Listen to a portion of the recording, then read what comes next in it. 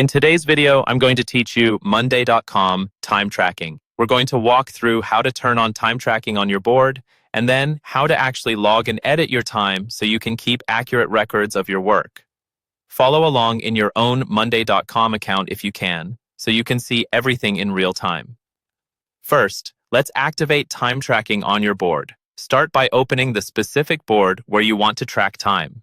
This might be a project board, a client board, or any workflow where knowing how long tasks take is important.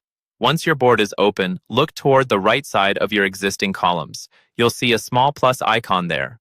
Go ahead and click that plus icon to add a new column.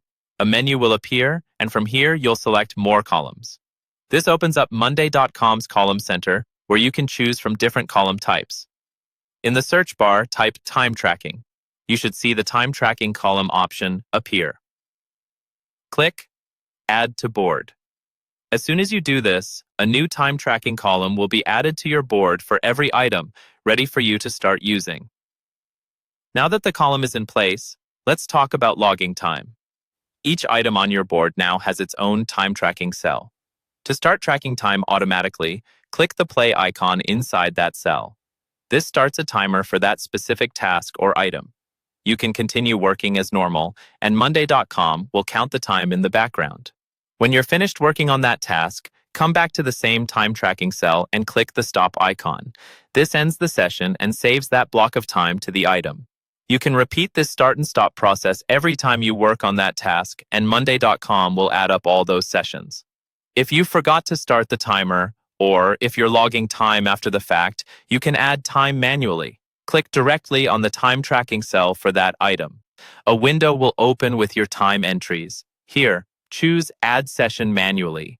You'll be able to enter the start and end time, or the duration, depending on your workflow, and then save it. You can also edit existing entries. Again, click the time tracking cell to open the list of sessions. Choose the specific time entry you want to change, click on it, and then adjust the values, like the dates or times, before saving.